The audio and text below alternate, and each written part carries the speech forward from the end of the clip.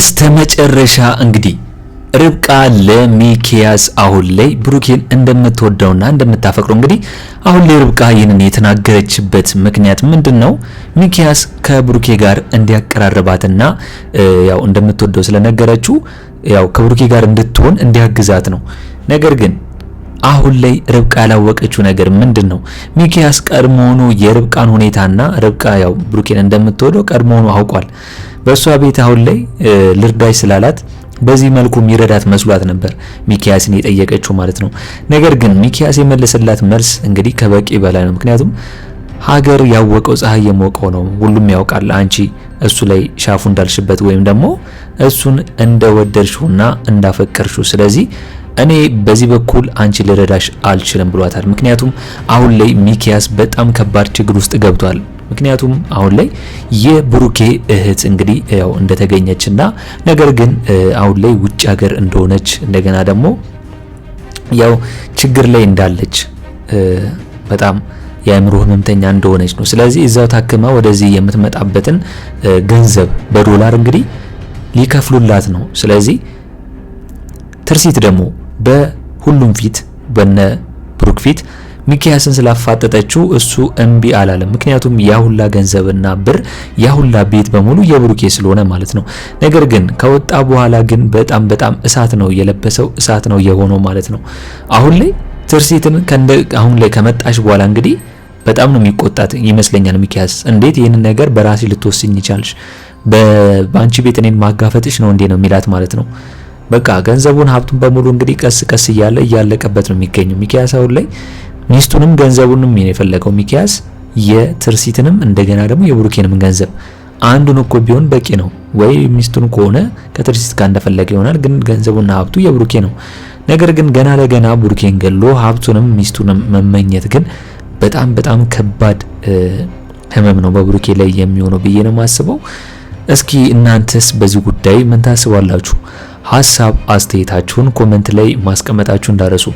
እንግዲህ በሌላ በኩል እንደሚታወቀው ጠበቃው ከብሩኬ ጋር መገናኛታቸውና የወዳቸውን እያወሩ እንደሆነ ይታወቃል። ምክንያቱም በጎዳና ላይ እያሉ ቾምቤና ብሩኬ ጠበቃዋን እንደረዷትና ለዚህም እንዳደረሷት ከዚህ ቀደም እንጀራ አባቷ እየጠጣ እየመጣ እንግዲህ ሊደፍራትም እንደሞከረና ከዛ ነገር ግን አምልጣ ወደ ጎዳና ህይወት ስትወጣ በነ ብሩኬና በነ ቾምቤ እርዳታ እዚህ እንደደረሰች አሁን ላይ ያንን ህይወት አልፋ ጠበቃ ሆና ደግሞ የሴቶችንና የልጆችን በይበልጥ እየረዳሽ መሆኑን ነው አሁን ላይ ያወቀው ማለት ነው። ስለዚህ አሁን ላይ ብሩኬ እንግዲህ ከጠበቃዋ ልዕልት ጋር እየተጫወቱ ነው። ነገር ግን በዚህ በኩል ደግሞ ትርሲትና ርብቃ በጣም ተናዷል። ምክንያቱም አንደኛ መሽቷል፣ ሁለተኛ ብሩኬ ከትርሲት ጋር ካደረ እኔን መቼም ቢሆን አይፈልገኝም ብላ ታስባለች ርብቃ። በዚህ በኩል ደግሞ ትርሲት ደግሞ እንዴት እኛን ጥሎ ቤተሰብ ልጆቹን ጥሎ እንዴት ሌላ ቦታ ሊያድር ይችላል? ምክንያቱም ካደረ ከጠበቃዋ ጋር የሆነ ግንኙነት ሊያደርጉ ይችላሉ የሚል ፍርሃትና ስጋት አለባቸው። አሁን ላይ እንግዲህ የርብቃ አባት አሁን ላይ ርብቃ ብሩኬን እንደምትወደው አያውቅም። ርብቃ ከብሩኬ ጋር ከእህትና ከወንድምነት ባለፈ ውጪ ማንም ብሩኬን ቢሆን አስቧት አያውቅም። እንደገና የርብቃ አባትም ቢሆን ለሚስትነት ከብሩኬ ጋር መቼም ቢሆን አስቧት አያውቅም ማለት ነው። ስለዚህ ለሚኪያስ መናገሯ መቼም ቢሆን ጥሩ አይደለም ብዬ ነው ማስበው። ምክንያቱም ሚኪያስ የሚፈልገው ምንድነው? ጠበቃዋም ሆነ እንደገና ርብቃ ብሩኬን እንዲያጠምዱለትና ትርሲትን የራሱ የግሉ ማድረግ ስለሚፈልግ ትርሲትን ከእንደገና ተመልሶ ብሩኬ እንዳያገባትና እንዳይኖር ስለሚፈልግ ነው አሁን ላይ ይህንን ነገር እያደረገ የሚገኘው ማለት ነው።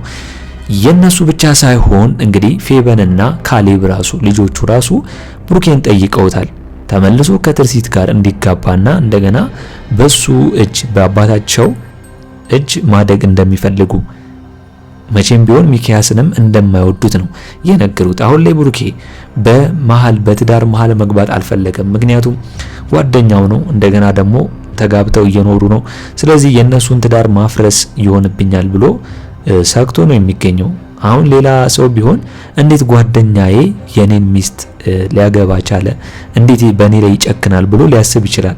በሚኪ ቦታ ብትሆኑ ሚኪያስም ቢሆን ብሩኬ ከትርሲትን ቢተውለት አሁን ላይ ሚኪያስ ለብሩኬ ትርሲትን ቢተውለት ብሩኬ ሀብትና ገንዘብ አላቸው ከትርሲት ጋር ማለት ነው። የሚፈልገውን ነገር እናድርግልህ ይሉታል ወይም ደግሞ እሱ ቢጠይቃቸው እነሱ እምቢ አይሉም። ስለዚህ ሚኪያስ እያደረገ ያለው ተግባር በጣም ከልክ ይወጣና በጣም የሚያናድድ ተግባር እንደሆነ ነው እኔ የተሰማኝ ማለት ነው። ምክንያቱም ብሩኬን ከብዙ ጊዜ ለመግደል ሙከራ አድርጎ ነበር። እንደገና ሰው እየቀጠረ ነበር። ነገር ግን የብሩኬ አምላክ ነው እየጠበቀው የሚገኘው እስካሁንም ድረስ ማለት ነው እንዳይሞት። ምክንያቱም ሀቀኛና የዋህ ስለሆነ ብሩኬ መቼም ቢሆን እንዲሞት አላደረገም ፈጣሪ ደግሞ። በዚህ በኩል ጠበቃዋ እንግዲህ ልዕልት ብሩኬን እንደምትወደውና እንደምታፈቅረው ቾምቤ ብቻ ነው የሚያውቀው። ብሩኬን ቢሆን አያውቅም። ላይክ እንደ ጓደኛ ቤስት ፍሬንድ ብቻ ነው የሚያያት።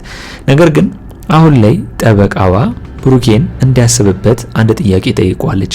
ምክንያቱም አሁን ላይ ነፃ ሰው እንደሆነና ትዳር ላይ እንዳሌለ ትዳሩ ሚስቱ ከጓደኛው ጋር ስለሆነች ወይም ደግሞ ስላገባችው ሚኪያስን አሁን ላይ ብሩኬ ብቻውን ስለሆነ የራሱንም ህይወት መጀመር እንዳለበት ነው ጠበቃዋ እየነገረችው የምትገኘው። እሱ ደግሞ ምንድነው እዚሁ ዞር ዞር አካባቢን ቃኘት አርግ እያለችው ነው። ስለዚህ አሁን ላይ ብሩኬ እንግዲህ ያው ስለ ፍቅር ቢያስብ እንኳን መጀመሪያ ያለችው ጠበቃዋን ልዕልትን ሊያስባት ይችላል። ምክንያቱም ጠበቃዋ በጣም ቆንጅዬ ልጅ ነች። እሱ እንዳለው እዛው ጋር በጣም ብዙ ሰዎች እሷን እያዩ እሱ ላይ በጣም እያፈጠጡ እንደሆነ ስለነገራት ዞሮ ጠበቃዋ ልዕልት ብሩኬን የራሷ ለማድረግ ነው የምትፈልገው። ነገር ግን በግድ ወይም ደግሞ አስክራ ከሱ ጋር ለስሜት ሳይሆን ከሱ ጋር የፍቅር ግንኙነት ፈጥራ ለወደፊት ለትዳር እንደምታስበው ነው የሚታወቀው ማለት ነው። የርብቃና የትርሲት ሁኔታ ግን ብሩኬን ሁለቱም የሚፈልጉት ነው የሚመስሉት።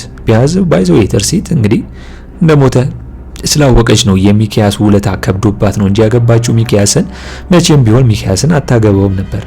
ራሱ አስጨንቋት ነው። ስለዚህ ትርሲት እንግዲህ ብትናደድም ብትበሳጭም እሷ የድሮ ሚስቱ ስለሆነች ነው። በዚህ በኩል ርብቃ የምትናደደው ምንድነው?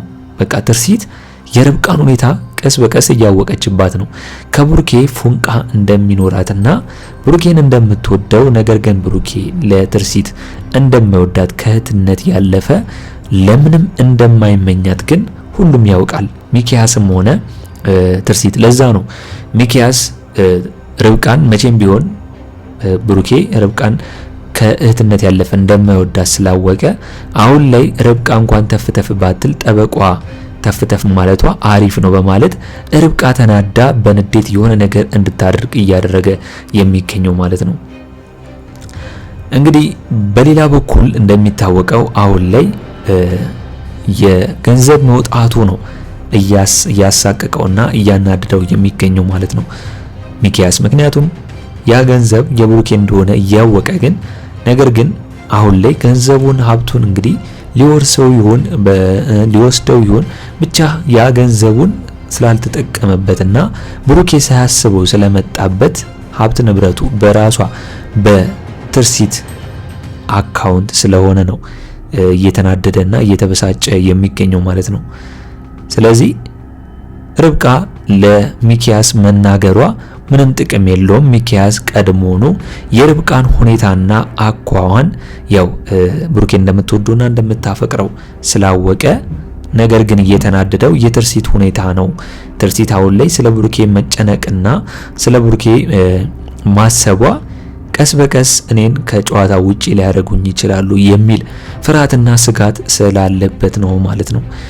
እስኪ እናንተስ በዛሬው በካያ ክፍል ያላችሁንና የተሰማችሁን ሐሳብ አስተያየታችሁን ኮሜንት ላይ በማስቀመጥ ማድረስ ትችላላችሁ። እንግዲህ በኔ በኩል የዛሬው አስተያየቴ እንን ይመስል ነበር። ካያ ክፍል 14 ቶሎ እንደተለቀቀ እኛም በኮሚኒቲ ፖስታችን ስር ወዲያው ለእናንተ የምናስቀምጥላችሁ ይሆናል ማለት ነው። ለቻናል አዲስ ከሆናችሁና ሰብስክራይብ እስካሁን ያላደረጋችሁ ካላችሁ ሰብስክራይብ በማድረግና የደወል ምልክቱን በመጫን ቤተሰብ እንድትሆኑን በአክብሮት እንጋብዛለን። በቀጣይ ክፍል እስከምንገናኝ ድረስ መልካም ቆይታ ይሁንላችሁ። ቻው ቻው።